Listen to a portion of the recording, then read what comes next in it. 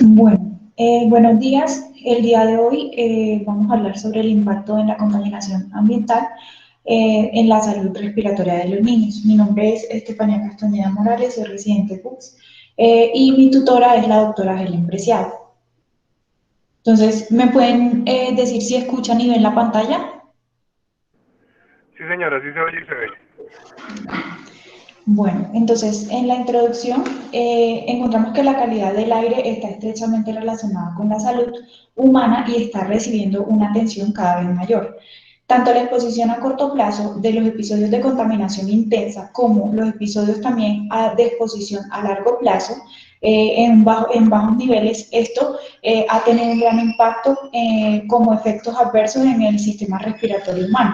en lo cual también se ha encontrado que estas micropartículas pueden depositarse a lo largo de la vía respiratoria y como componente tóxico pueden penetrar profundamente en los alvéolos. Entonces existen estudios que han demostrado que estas micropartículas inhaladas pueden causar ese daño respiratorio a través de un proceso inflamatorio y citotóxico, que es lo que vamos a ver a continuación. Entonces, estas micropartículas son una mezcla de compuestos microscópicos en forma de líquida o sólido, se pueden encontrar y más que todo se hace énfasis en lo que es el hollín, el polvo, el humo y la neblina, de las cuales estas micropartículas se van a dividir de acuerdo si son su origen primario o secundario. Entonces, primarias son aquellas que se emiten directamente a la atmósfera por diversas fuentes, por ejemplo, el humo oscuro que se observa en los escapes de los coches o los camiones, y lo otro que sería el polvo de las calles. Y las partículas que tienen un origen secundario son aquellas que se forman en la atmósfera como resultado de reacciones químicas. Entonces, a partir de materiales gaseosos, que son los llamados precursores. A partir de estos principales gases que son expulsados o emitidos a la atmósfera, como lo son el dióxido de azufre, el dióxido de nitrógeno, los compuestos orgánicos volátiles y el amoníaco. Entonces, estos forman partículas que son sulfatos y nitratos principalmente, y estas partículas quedan suspendidas en la atmósfera como secundarias orgánicas derivadas pues, de estas reacciones químicas. Entonces, entre los tipos de partículas se pueden encontrar que estas se clasifican en ultrafinas, también según el tamaño de la partícula, en finas y gruesas. Las ultrafinas son las que miden menos de 0.1 micras y son las que más fácil llegan a los alvéolos. Las finas son partículas que miden menos de 2.5 micras y también fácilmente llegan a los alvéolos, y las gruesas son las que se encuentran entre un peso de 2.5 a 10 micras. Entonces, estas sustancias pues son más densas, y entre las finas y gruesas son las que van a producir en el ambiente o lo que uno observa que es el color, o es lo que le da como la pérdida de esa coloración azul a lo que uno observa como cielo. Mientras que las ultrafinas pues no van a presentar este cambio a nivel del ambiente o del aire como tal externo. Entonces, las ultrafinas se producen por la nucleación de gases atmosféricos, incluida lo que es el ácido sulfúrico y el amonio, y algunos compuestos orgánicos. En las finas se dan por condensación de gases o coagulación de partículas pequeñas, o también por acumulación de partículas ultrafinas, por reacción de gases, por evaporación de neblina, y las gruesas ya son procesos ya mecánicos de abrasión, de rompimiento de sólidos, gotas, evaporación de aerosoles, suspensión de polvo y reacción de gases en o sobre las partículas. Entonces, lo otro que podemos encontrar es una composición típica de estas micropartículas, que son las que van a producir o que van a llegar al pulmón. Entonces, las menores de 10 micras, por lo general están compuestas de hierro, aluminio, de calcio, sodio, silicio, cloruro y polvo mineral. que son las que se desprenden de lo que es la gasolina también los productos diésel. Y las micropartículas menores de 2.5 son aquellas que están formadas por sulfatos, nitratos, amonios, plomo, cadmio, carbón orgánico, carbón negro, que sería el hollín, y el carbón elemental. Entonces, estas micropartículas pueden estar asociadas o se pueden asociar en micropartículas un poco más grandes.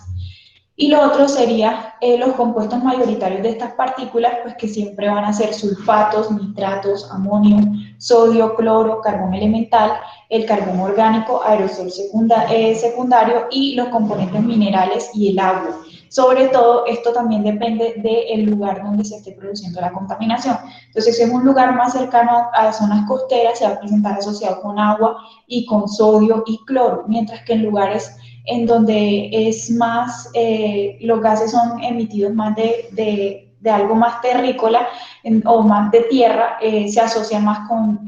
carbón elemental o carbón orgánico. Entonces, lo otro serían los compuestos minoritarios que se representan o que están presentes en estas micropartículas, que son los elementos traza, en los cuales se puede encontrar plomo, mercurio, níquel, cromo, zinc, magnesio. Y los compuestos orgánicos como hidrocarburos aromáticos o alinfáticos o ácidos carboxílicos y cetonas.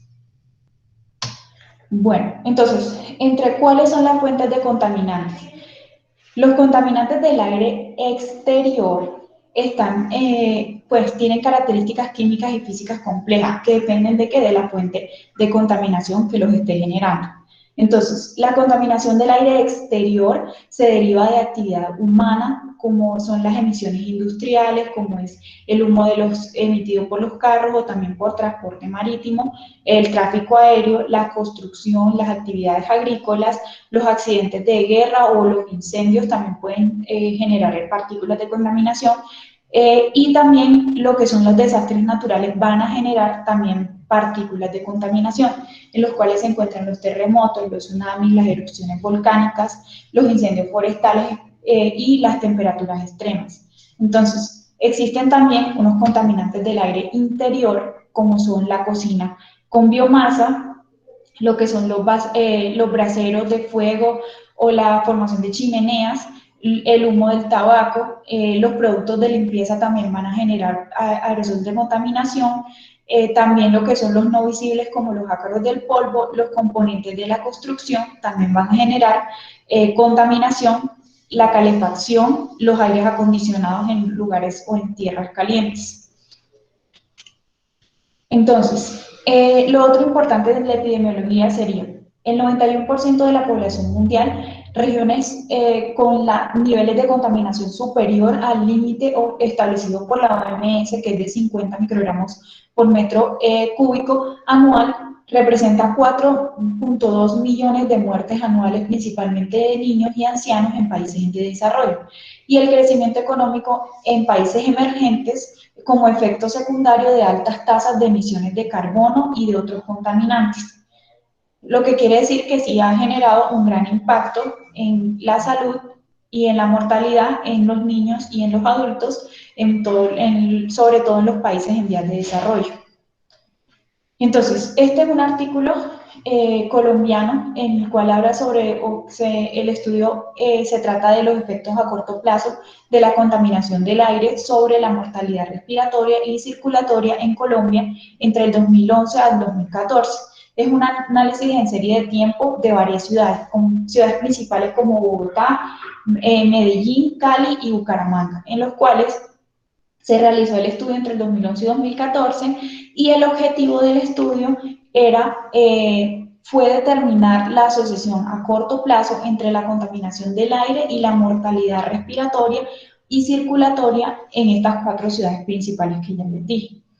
Entonces, ellos encontraron que existían factores de riesgo ambientales no solamente en Colombia, sino a nivel mundial en un 23%, a nivel de Colombia en un 16%.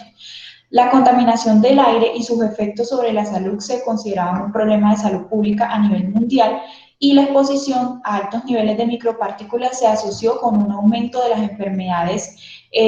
tanto respiratorias como circulatorias, especialmente en personas pues, que vivían en un estrato socioeconómico bajo. Entonces, el estudio trató de agrupar estas diferentes tipos de enfermedades, como son las enfermedades respiratorias, cardiovasculares y cerebrovasculares, con respecto a las ciudades donde se presentó o con relación a estas ciudades en las cuales se realizó el estudio, en las cuales se encontró que la mayoría de las causas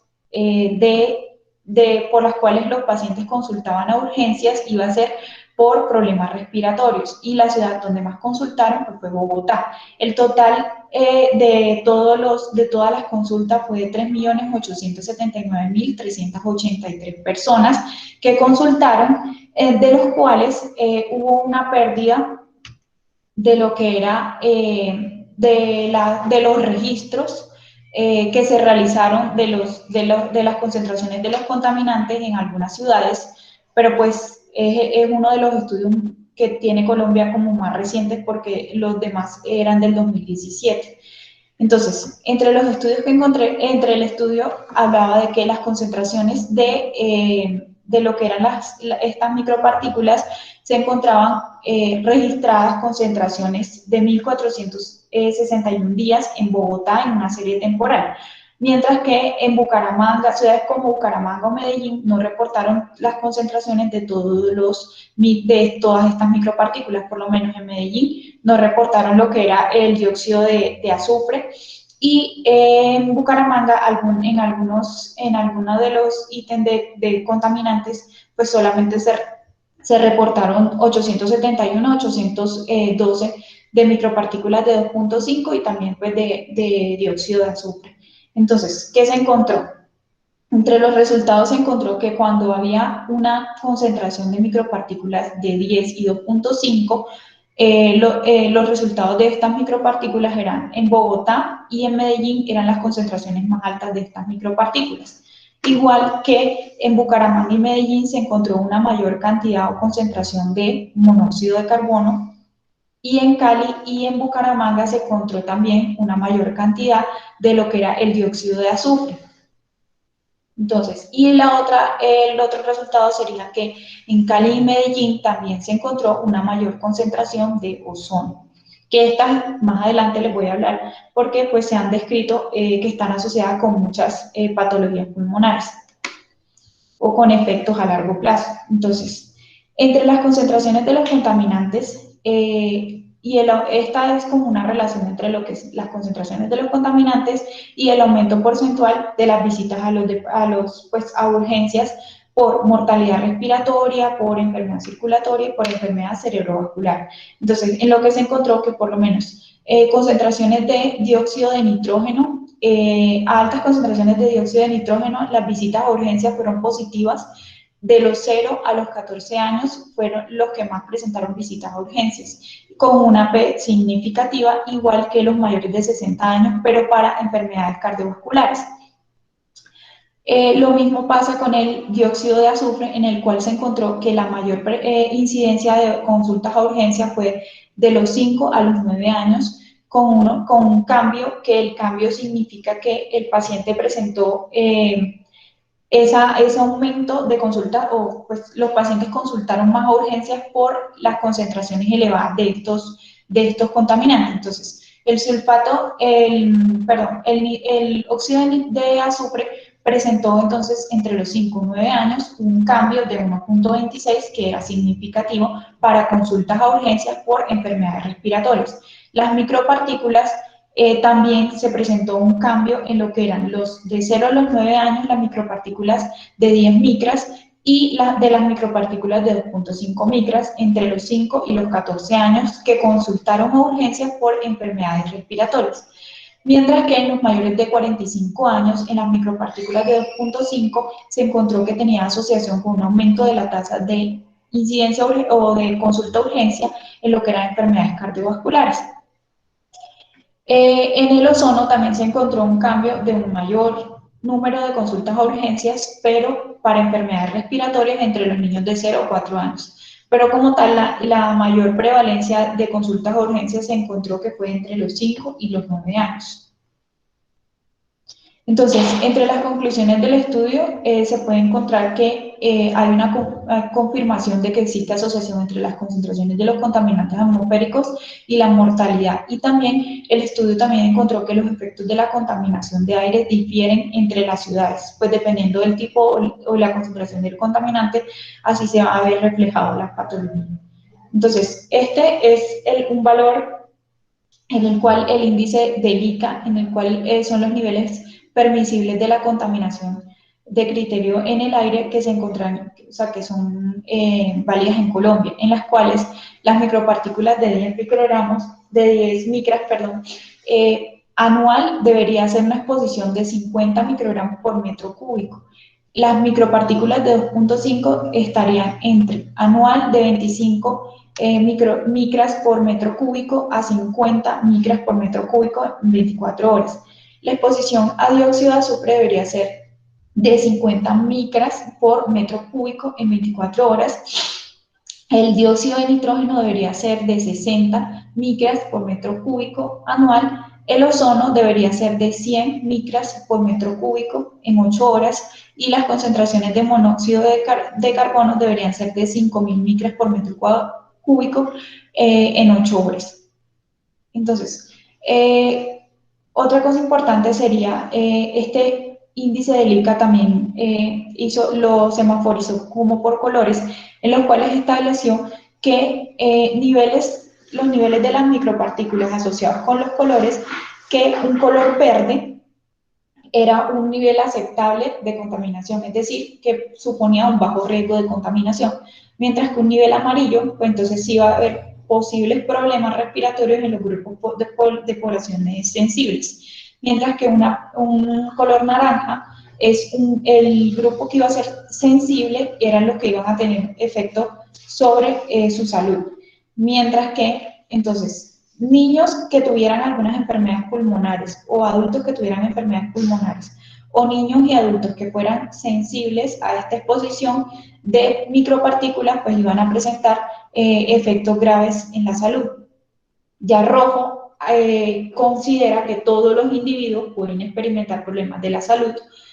y los grupos sensibles pues van a experimentar problemas de la salud más graves que los otros. El color púrpura indicaría que estos pacientes ya tienen, no solamente los pacientes de grupos sensibles ni los que tienen patología pulmonar, sino todos los pacientes o todas las personas podrían experimentar problemas graves de salud. Y el marrón ya es una emergencia como tal sanitaria, en la cual ya todos podemos tener problemas de la salud graves debido a la contaminación. Entonces, en Bogotá existe una aplicación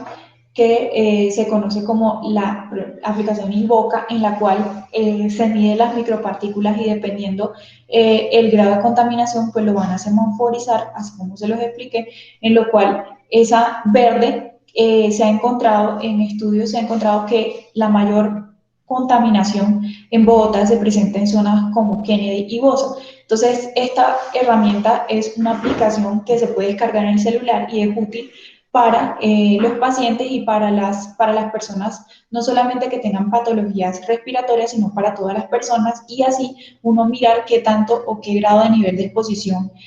va a tener y limitar ese grado de exposición al aire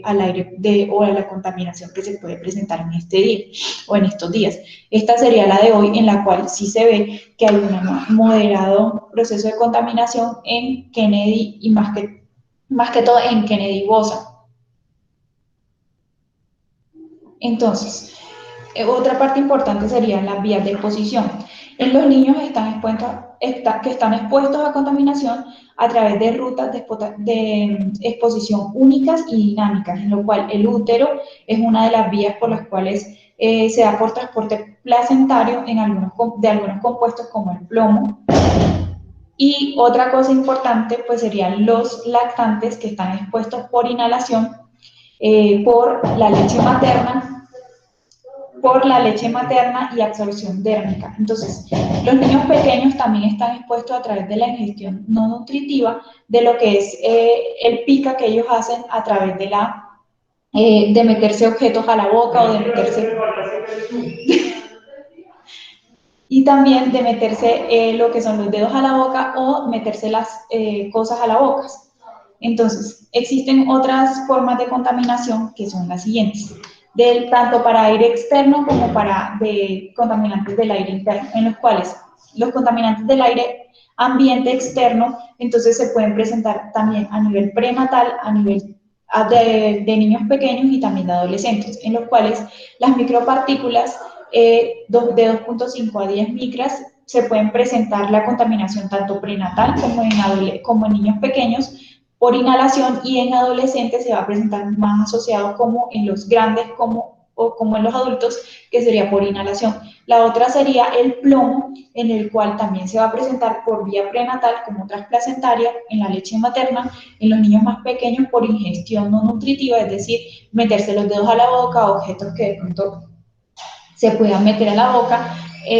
también por exposición dérmica e inhalación. Entonces, en adolescentes, que sería también por inhalación y por exposición dérmica y por exposición endógena. Y lo otro que sería el dióxido de nitrógeno, en el cual también va a tener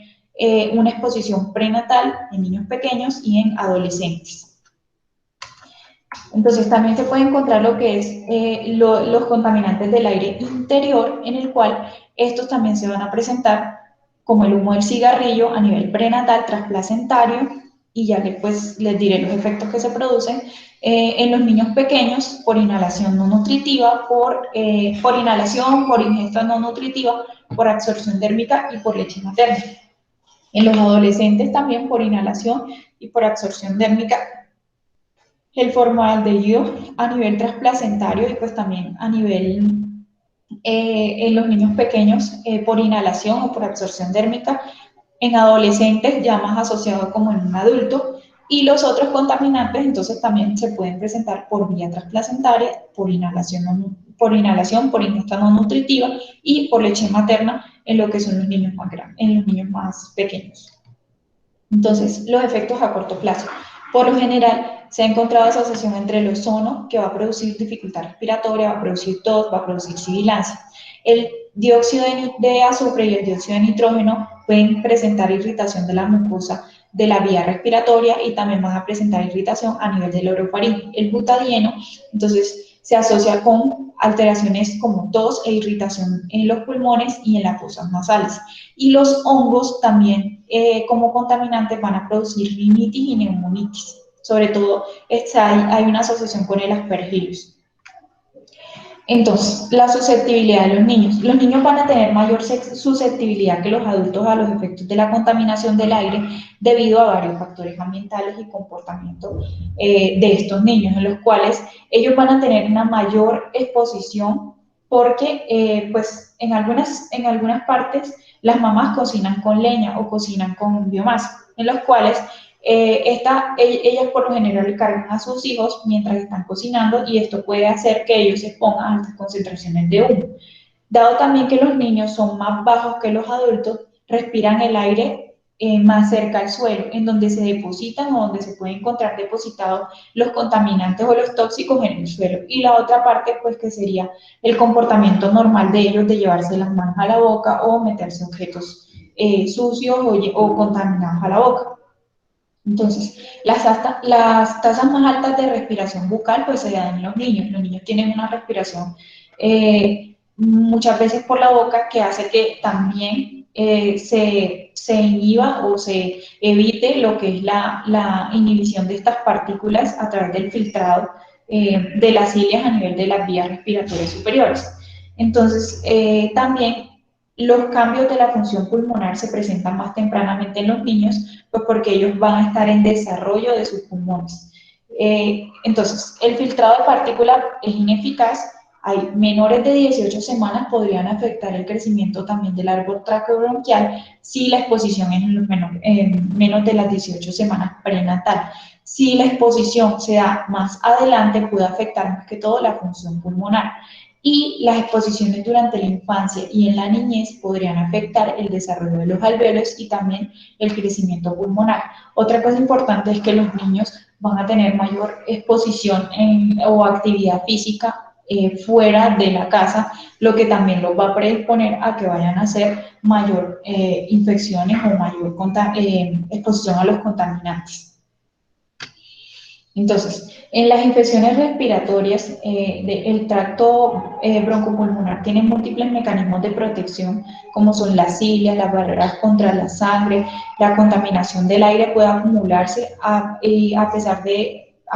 estas barreras, en la cual el vapor de los contaminantes del aire es propenso a ser absorbido por lo que son los tejidos humanos y disuelto en fluidos corporales, en los cuales, dependiendo si son hidrofílicas o la hidrofobicidad de estos compuestos, van a generar o van a llegar o alcanzar las vías respiratorias proximales y pueden llegar a ser eliminados por el aclaramiento mucociliar. Pero entonces, como un factor de riesgo serían las micropartículas de 2.5 o de menos de 10 micras que pueden invadir el pulmón, pueden llegar a hacer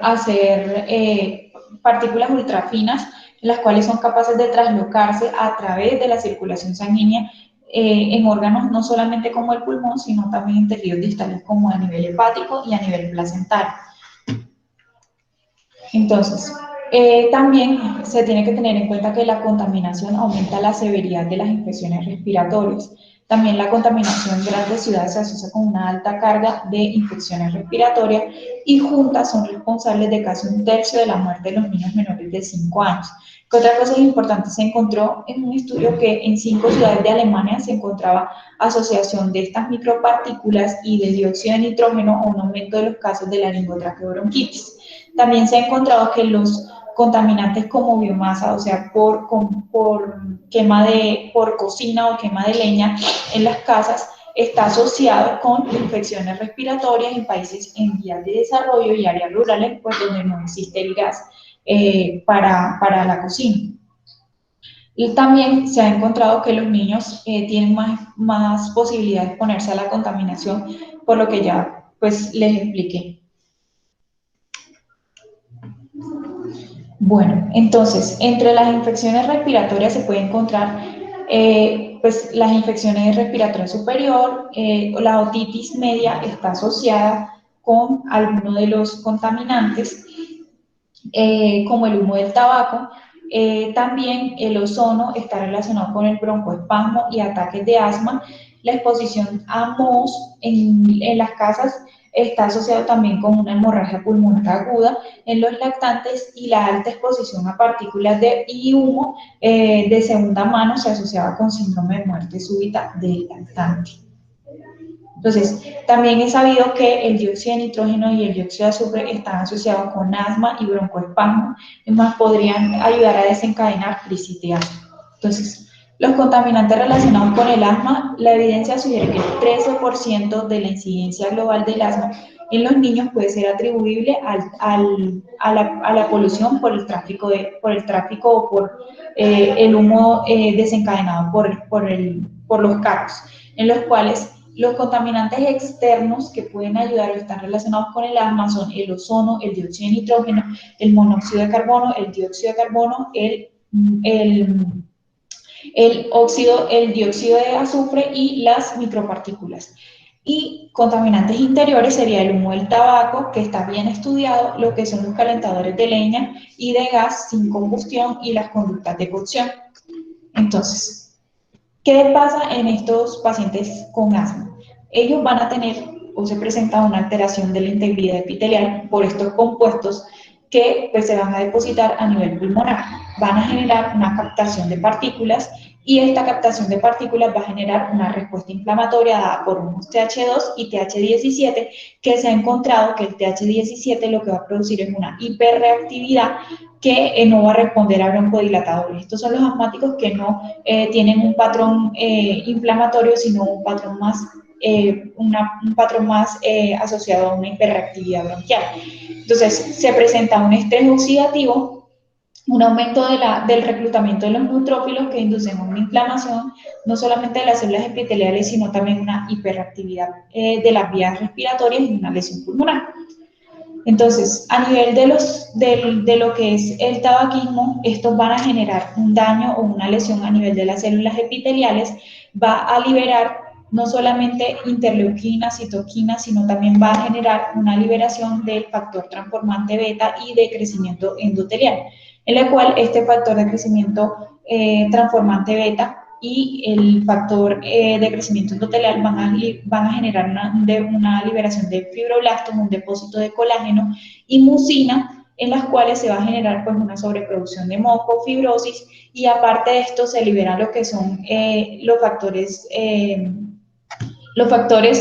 como las interleuquinas, factores inflamatorios van a generar que se reclute mayor cantidad de macrófagos alveolares, monocitos, neutrófilos que van a perpetuar esa inflamación. También se van a presentar lo que son las metaloproteinasas 9 y 1, que lo que van a generar es una destrucción de la pared alveolar.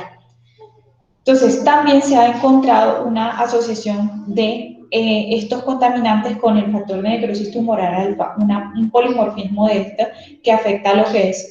la expresión de las citocinas proinflamatorias, y también se ha encontrado asociación del dióxido de nitrógeno que se asocia con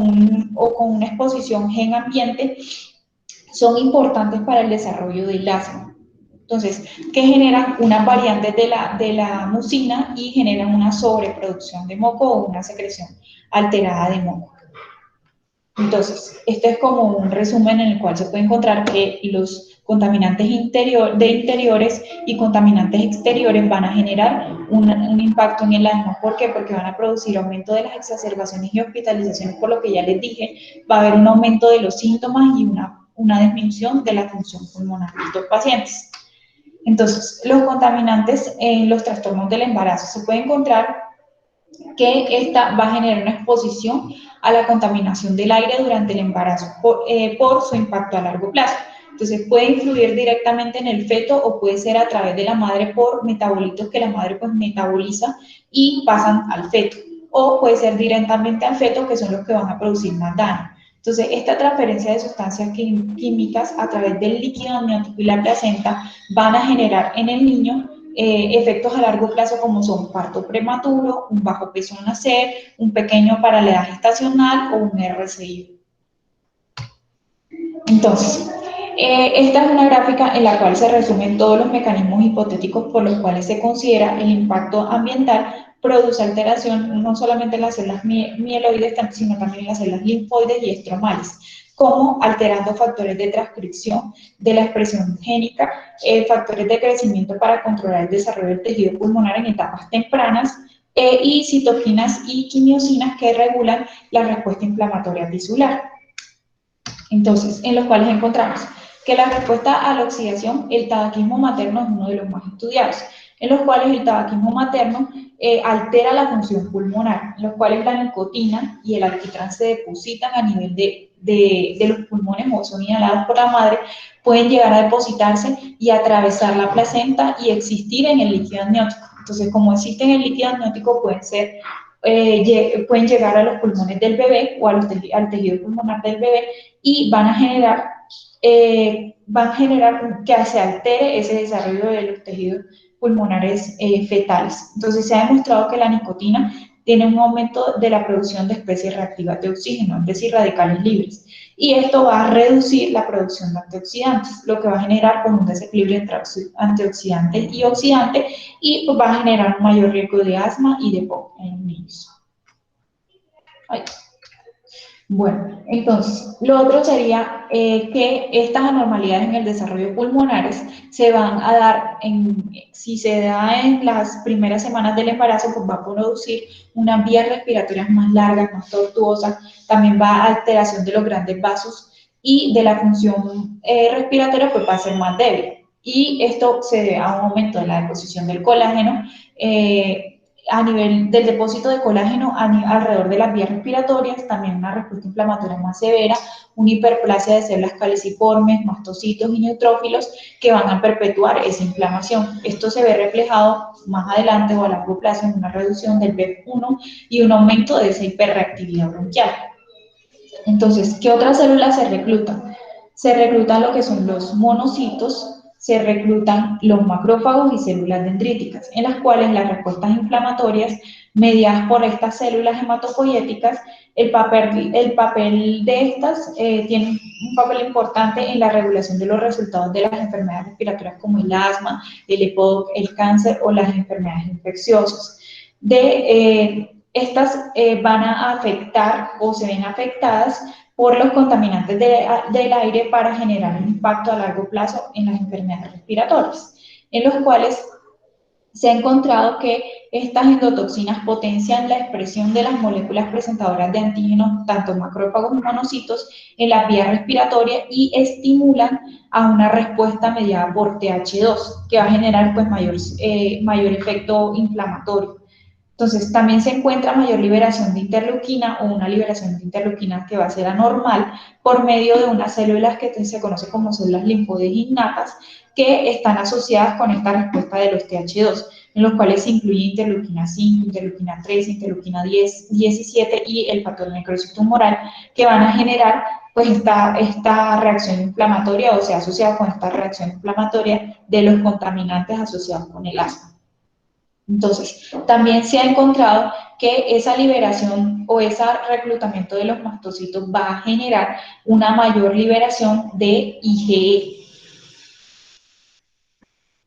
Bueno, entonces en la parte de epigenética, los contaminantes de aire pueden influir en los reguladores epigenéticos que determinan los procesos tanto de replicación como de transcripción del ADN. En lo que en la etapa prenatal, la madre y el feto están expuestos pues, a contaminantes de diferentes microambientes, pero la madre pues, está expuesta directamente por inhalación. Entonces, mientras que en el feto está expuesto a los contaminantes del aire a través de transferencia, a través de la placenta o pues como le dijo ahorita los metabolitos que pues son metabolizados por la madre. Entonces, aunque es posible el paso directo de estos, lo que van a generar un mayor impacto en el feto van a ser los que atraviesan la placenta y directamente contribuyen a nivel epigenético en ese feto. Entonces, la alteración epigenética inducida por los contaminantes va a ser las metilaciones, metilación del ADN y la modificación de histonas, que va a generar eso durante un largo periodo, va a determinar el inicio de la expresión génica a través de lo que son la activación e inactivación de genes. Entonces, la regulación epigenética contribuye además a controlar lo que es la diferenciación de células inmunitarias, de respuesta inflamatoria, de crecimiento celular y de la apoptosis. Y en las enfermedades respiratorias, esta metilación de ADN en estos pacientes pues se puede encontrar alterada. Entonces hay un mayor riesgo cuando el paciente, cuando la mamá es tabaquista o sufre de estrés o de POC. Entonces, entre las enfermedades respiratorias que alteran la metilación del ADN se asocia con un mayor riesgo de asma relacionado con el tabaquismo materno. Además, la metilación de ADN también se ha observado un aumento del microARN. Este microARN está asociado con la exposición a ozono y exposición a contaminantes como las micropartículas. Y lo otro que sería la regulación epigenética por diferenciación de los TH1 y TH2 y las células T reguladoras también va a generar mayor inflamación en estos pacientes, mayor liberación de citoquinas en estos pacientes. Entonces, en lo que es la morbilidad respiratoria, los factores ambientales contribuyen a un 36% de todas las muertes en los niños y los países en desarrollo pierden en promedio 8 veces más años de vida saludables que sus contrapartes,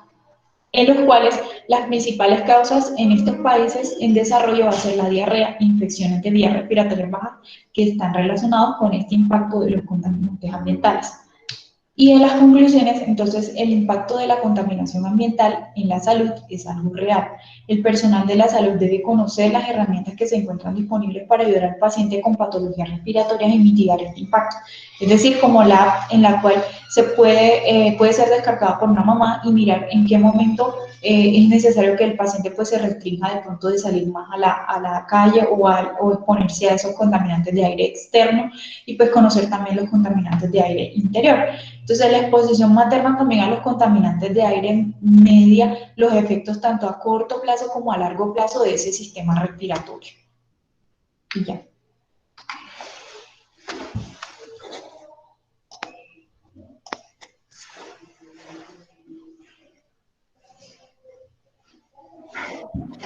No sé si alguno de los docentes quiere dar alguna opinión o hacer algún comentario.